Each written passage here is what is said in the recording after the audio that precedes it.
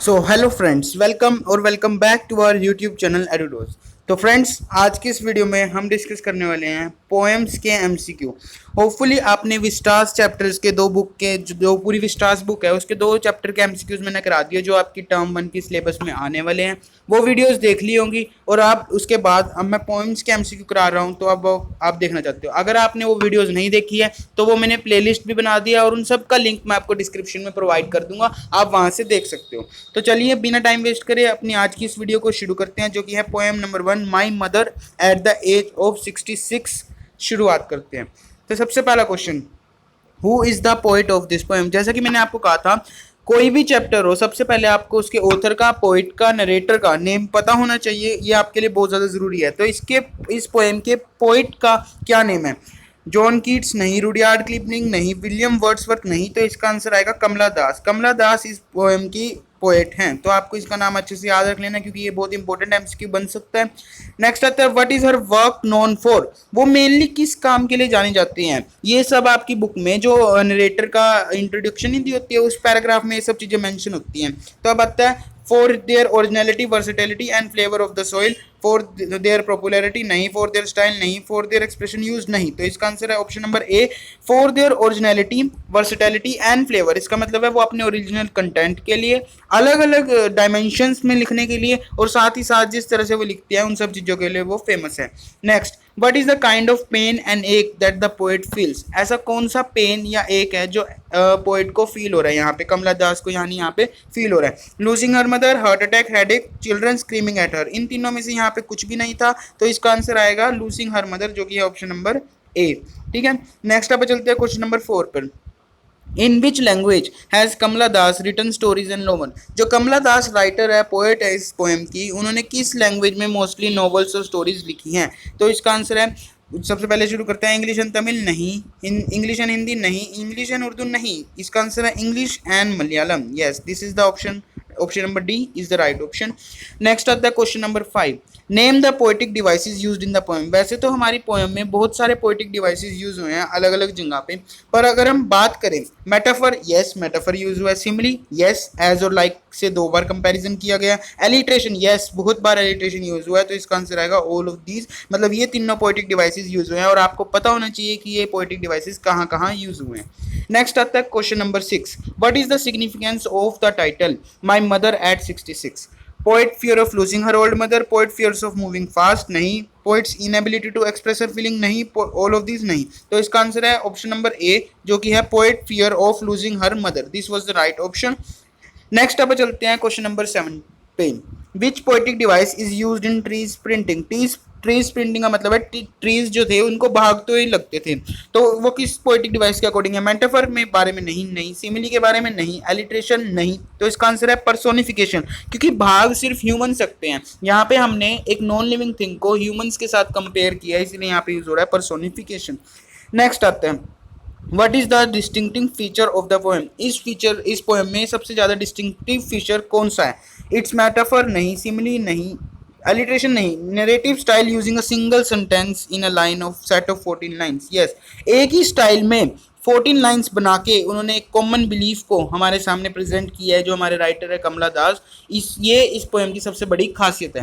Friends, अगर अभी तक आपने चैनल को सब्सक्राइब नहीं किया है यार, तो प्लीज़ चैनल को सब्सक्राइब करो और प्लीज़ अपने व्यूज़ कमेंट करके ज़रूर बताना, क्योंकि यही एक मेरे लिए मोटिवेशन का सोर्स होते हैं। मैं आप सबके लिए वीडियोज़ बना के लाता हूँ। आपके कमेंट्स के थ्रू ही मुझे पता लग पाएगा कि आपको वीडियोज़ अच्छी लग रही है या नहीं लग रही, या कुछ कमी है तो वो भी कमेंट करके ज़रूर बताना। और प्लीज़ एडुडोस फैमिली से जुड़ने के लिए आज ही अभी इसी चैनल को सब्सक्राइब कर लो, क्योंकि यहाँ पे आपके लिए अमेजिंग कंटेंट आने वाला है और फ्यूचर के लिए बहुत सारी चीज़ें प्लान मैंने कर रखी है। आपके जब तक एग्जाम्स खत्म नहीं होते मैं तब तक आपका साथ दूंगा, तो प्लीज़ इस चैनल को सब्सक्राइब जरूर करना। नेक्स्ट आता है, what does this narrative style of poem signify.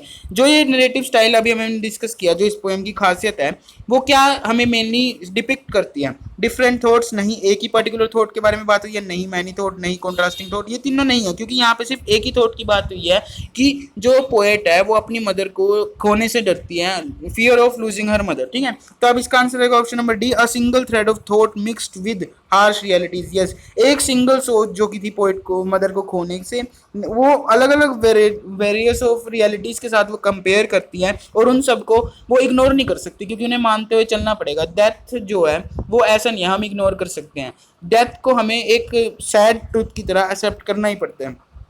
Next आता है, what is the main idea of poem. इस पोएम का मेन आइडिया क्या है।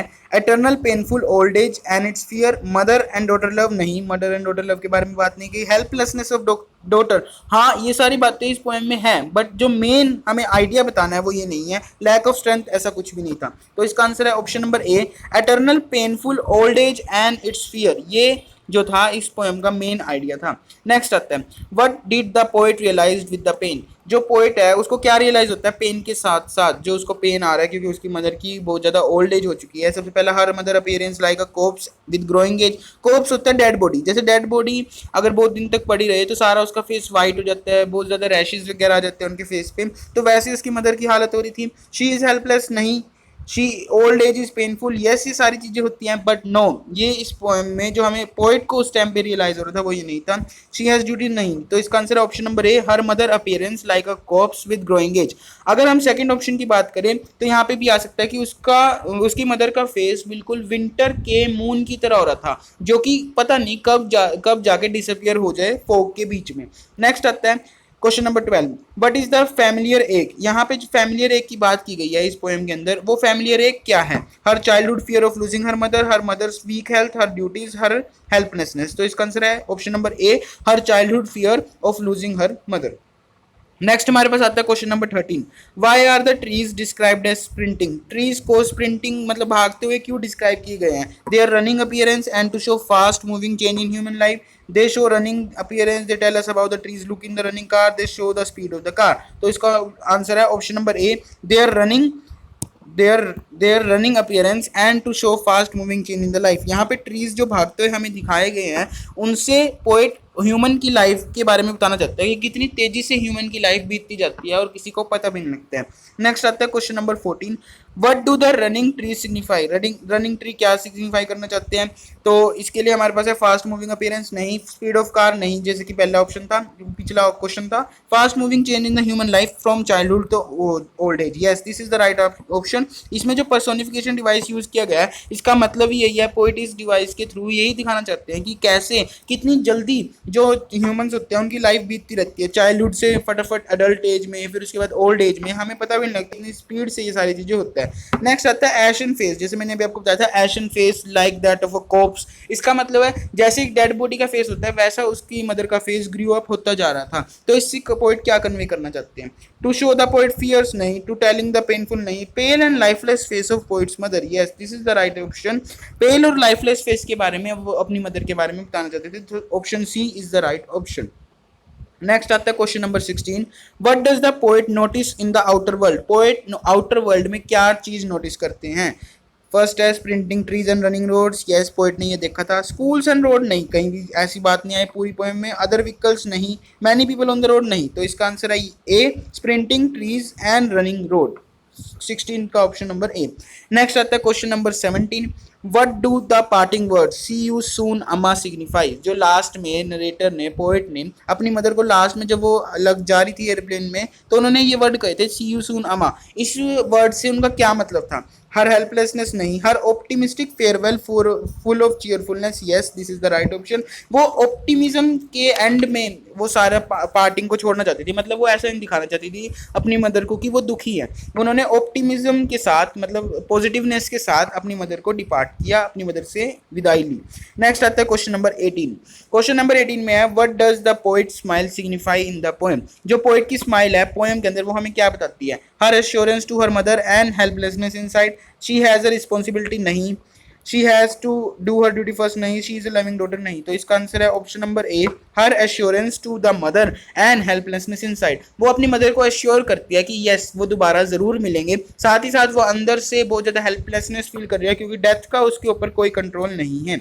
नेक्स्ट आता है क्वेश्चन नंबर 19, क्वेश्चन नंबर 19 है, why are the trees described as sprinting? Trees को स्प्रिंटिंग करते हुए क्यों डिस्क्राइब किया गया है? They are running appearance to show the fast moving change in the human life. ये क्वेश्चन हम बहुत बार कर चुके हैं, तो इसका ऑप्शन आएगा ऑप्शन नंबर ए। नेक्स्ट आता है question number 20, what do the running trees signify? Running trees, ये वही चीज रिपीट हो रही है बार बार की फास्ट मूविंग चेंज दिखाना चाहता है ह्यूमन से लाइफ से, चाइल्डहुड से अडल्ट एज के बीच में। एशन लाइक, मैंने आपको बताया कि जो एशन लाइक फेस के बारे में यहाँ पे बात की गई है, ये पेल और लाइफलेस फेस के बारे में बात की गई है मदर के। नेक्स्ट आता है, why does the poet notice in the, what does the poet notice in the outer world? तो इसका आंसर था A, sprinting trees and running roads. Next आता है, what do the parting words you see in Amma represent? Her optimistic and fearful cheeriness. Next है, what does the poet's smile signify in the poem? poet की जो smile है poem के अंदर, वो क्या चीज दिखाती है? तो इसका आंसर आएगा poet की smile, जो कि है क्वेश्चन नंबर 24। हमने अभी अभी ये डिस्कस किया था कि वो दिखाना चाहती है कि वो जरूर दोबारा मिलेंगे और वो अंदर से हेल्पलेसनेस अपने आप को फील कर रही है। नेक्स्ट आता है, what is the universality of the theme of the poem? वो इस पोएम के थ्रू नरेटर हमें क्या दिखाना चाहता है? डेथ इज ट्रूथ, यस सही बात है। Death is reality, yes. Everyone can feel the pain and loss is related to death, yes. तो इसका ऑप्शन है ऑप्शन नंबर डी आंसर है। नेक्स्ट आता है question number 26, what worried the poet when she looked at her mother? जब poet ने अपनी mother की तरफ देखा तो किस चीज ने उन्हें सबसे ज्यादा टेंशन में ला दिया? हर फेस नहीं, हर लविंग फेस नहीं, हर लविंग वर्ड्स नहीं, her declining poor health, yes this is the right option. क्योंकि टाइम के साथ जब वो उसकी मदर की एज ग्रो हो रही थी तो साथ साथ उनकी हेल्थ भी बढ़ती जा रही थी, पुअर होती जा रही थी उनकी हेल्थ और ज्यादा, जिससे उनकी डेथ के चांसेस और ज्यादा इंक्रीज हो सकते हैं। नेक्स्ट आता है question number 27, why did the poet look at her mother again? Poet ने अपनी मदर को क्यों दोबारा देखा? बिकॉज ऑफ हर लव नहीं, बिकॉज ऑफ हर केयर नहीं, बिकॉज ऑफ हर ड्यूटीज नहीं। तो इसका ऑप्शन है because of fear and insecurity. इस वजह से पोएट ने अपनी मदर की ओर दोबारा देखा था। नेक्स्ट आता है question number 28, why has the poet used the imagery of merry children spilling out of their home? Yes, poet ने पोएम के बीच में एक बार ये वर्ड यूज किया, merry children spilling out of the home. इससे पोएट क्या दिखाना चाहते हैं? टू शो होप नहीं, टू शो हैप्पीनेस नहीं, to show youthfulness of her age, to show lost hope and happiness of youth. Yes this is the right answer option number D, जिसके through poet हमें बताना चाहते हैं कि ये देखो कि अंदर का एनवायरनमेंट जो कार के अंदर है कितना टेंशन वाला माहौल है, पोइट को बहुत ज्यादा टेंशन हो रही है, जबकि कार के बाहर बच्चे अब एक होप की तरह उनके लिए एक्ट कर रहे हैं और खेलते हुए बच्चे खुश, मतलब बहुत ज्यादा खुश माहौल है बाहर का, कार से बाहर का। तो ये चीज इन दोनों चीजों के बीच में कंपैरिजन किया था पोएट ने। नेक्स्ट आते हैं, what is the rhyming scheme of the poem? ये बहुत ज्यादा जरूरी है, ये आपको बताना चाहिए। कपलेट नहीं, दो कपलेट होते हैं जब दो दो के बारे में हो, मोनो राइम नहीं, सबका अलग नहीं है, सोनेट स्टाइल जिसमें 14 लाइंस का ग्रुप हो और उस हिसाब से राइमिंग स्कीम हो नहीं। तो इसका आंसर है फ्री वर्स। जहाँ पे पोएट ने चेंज करना चाहा राइमिंग स्कीम वहाँ पे चेंज भी किया है और जहाँ पे उन्होंने सही रखना चाहा वहाँ पे सेम भी रखी है। नेक्स्ट आता है, quote an example of simile used in the poem. Simile वहाँ पे यूज होती है जहाँ पे एज और लाइक का यूज होता है। तो फिमिलर एक नहीं, वैन एंड पेल नहीं, मैरी चिल्ड्रन नहीं। तो इसका ऑप्शन है ऑप्शन नंबर बी, जो कि है like that of a corpse. Next आता है, quote an example of metaphor. Metaphor का यूज कहाँ पे किया है? मेटाफर का यूज किया है as a late mid moon नहीं, यहाँ पे ये मेटाफर नहीं है, ये सिमिली है, क्योंकि यहाँ पे मैंने बताया एज और लाइक का जहाँ भी यूज होएगा वो मेटाफर है, मेटाफर नहीं है, वो सिमिली है। ठीक है, चाइल्डहुड फियर्स नहीं, ड्राइविंग फ्रॉम पेरेंट्स होम, इनमें कोई, इन दोनों में तो कोई पोएटिक डिवाइस है ही नहीं। तो इसका आंसर है ऑप्शन नंबर डी, नन। ठीक है, नेक्स्ट आता है, quote an example of alliteration. Yes, alliteration का लाइकेशन, एलिट्रेशन होता है जहाँ पे वर्ड एक ही बार बार रिपीट हो रहा है, जो वर्ड का स्टार्टिंग वाला वर्ड है, जैसे एस स्माइल स्माइल स्माइल, इसमें एस एस एस बार बार रिपीट हो रहा है। तो क्वेश्चन नंबर 32 का आंसर होएगा ऑप्शन नंबर बी। नेक्स्ट आता है, quote an example of personification. Sprinting trees, yes मैंने बताया था ये पर्सोनिफिकेशन का एग्जांपल है। एयरपोर्ट सिक्योरिटी चेक नहीं, होम टू कोचिंग नहीं। तो इसका ऑप्शन है क्वेश्चन और आंसर है क्वेश्चन नंबर 33 का आंसर है ऑप्शन नंबर ए। नेक्स्ट आता है, why does the poet feel scared? Poet को डरा हुआ, पोएट बहुत ज्यादा डरा हुआ क्यों था? Because of her duties and commitment नहीं, बिकॉज ऑफ हर जॉब नहीं, बिकॉज ऑफ हर चिल्ड्रन नहीं, because of her mother deteriorating health. Yes this is the right option, question number 34 का ऑप्शन नंबर डी। नेक्स्ट आता है, why does the poet feel parted upset and sad? Poet को upset, parted और sad क्यों feel कर रहा था? Because of her fears, because she was getting late नहीं, because of missing her flight नहीं, because of duty towards her mother and her own need. Yes this is the right option, option number D. Next आता है, what is the tone of the poem toward the end? End में poet ने poem की जो tone है वो किस प्रकार की रखी है? सैड नहीं रखी, होपलेस नहीं रखी, चीयरफुल यस रखी है, रेजिग्नेशन विद एक्सेप्टेंस नहीं। सो इसका ऑप्शन है ऑप्शन नंबर सी, जो कि है चीयरफुल। नेक्स्ट आता है question number 37, what does the narrative style of single sentence style of poem highlights. तो ये जो नरेटिव स्टाइल पोइट ने यूज किया कमला दास ने, वो क्या हाईलाइट करता है? Poet fearful mind, poet insecurities, poet's thought और conscience of the poet where one thought is leading to another. Yes, this is the right option कि एक थॉट से बार बार पोइट अलग अलग डिसीजंस ले रही है, अलग अलग उन और थॉट्स उसके माइंड में आ रहे हैं। नेक्स्ट आता है question number 38, what does the poem revolve around? Poem किस चीज के अराउंड रिवॉल्व करती है? पोइट फियर्स के बारे में, पोइट लव और मदर नहीं, पोएट जनर के बारे में नहीं, theme of advancing age and fears associated with this. Yes, this is the right option. Next आता है question number 39, what question arises from the complexity of the situation in the poem? How to overcome fears नहीं, how to do one's duties नहीं, how to take care of parents नहीं, how to strike a balance between duties and responsibilities।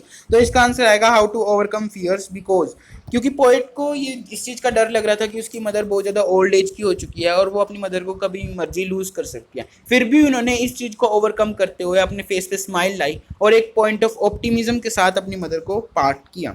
Next आता है question number 40, how is the imagery of young trees and merry children a contrast to the mother? Yes, ये कैसे एक mother के लिए contrast है? क्योंकि मैंने अभी आपको बताया कार के अंदर जो एनवायरनमेंट था वो बहुत ज़्यादा सैड था, जबकि कार के बाहर बच्चे खेल रहे थे, कूद रहे थे, उन सबकी आवाज़ें आ रही थी, जिस वजह से बहुत ही ज़्यादा चीयरफुल एक सिनेरियो वहाँ पे बना हुआ था। तो hope is the way of life, greenery and autumn नहीं, स्प्रिंग एंड ऑटम नहीं, mother's health hopelessness and trees and merry children youthfulness. Yes, this is the right option कि मदर की हेल्थ से रिलेटेड सारे होपलेस थे, जबकि trees और merry children से यूथफुलनेस यानी एनर्जी के बारे में हमें पता लगता है।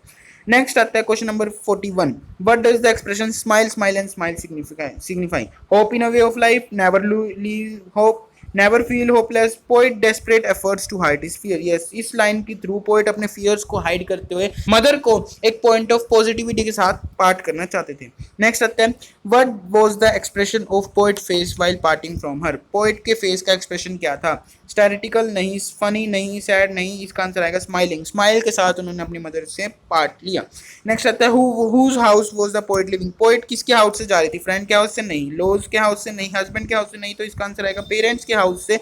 वो साफ लिखा हुआ है फर्स्ट लाइन में कि driving from parents house to Cochin. Next आता है, what was the poet's childhood fear? Poet का जो चाइल्डहुड फियर था वो क्या था? पार्टिंग फ्रॉम हर हस्बैंड नहीं, पार्टिंग फ्रॉम हर फ्रेंड्स नहीं, पार्टिंग फ्रॉम हर सिबलिंग्स नहीं, तो इसका आंसर आएगा losing her mother. Next, what were the words she used while parting from her mother? कौन से वर्ड्स उसने यूज किए थे? सी यू सून बा नहीं, सी यू सून बीजी नहीं, सी यू सून माता जी नहीं, सो इसका आंसर है सी यू सून अमा, जो कि है ऑप्शन नंबर डी। नेक्स्ट आता है question number 46, what pangs did she feel when she looked at her mother? Pangs of headache, pangs of stomach एक, हेडेक और स्टमक की कोई बात नहीं है, नी पेन की कोई बात नहीं है, यहाँ पे आएगा पैंग्स ऑफ हार्ट अटैक। इसका मतलब क्या है कि उसकी मदर को, मतलब उसको बहुत ज़्यादा फियर इस चीज़ का ही था कि उसकी मदर की डेथ किस चीज़ की वजह से हो सकती है, तो इसका ऑप्शन है ऑप्शन नंबर डी, जो कि है pangs of heart attack. So friends, ये थे अपने आज 46 एमसीक्यूज हमने डिस्कस किए हैं। बीच में कुछ एमसीक्यूज रिपीट हुए थे, इसीलिए मैंने उनके नंबर को आगे बढ़ा दिया था पहले ही, ठीक है। तो होपफुली आपको ये वीडियो पसंद आई होगी। प्लीज़ अपना एक लाइक ज़रूर छोड़ के जाना, कमेंट ज़रूर करके बताना कि आपको ये वीडियो कैसी लगी। Thank you very much. Channel को सब्सक्राइब करना मत भूलना। Thank you very much.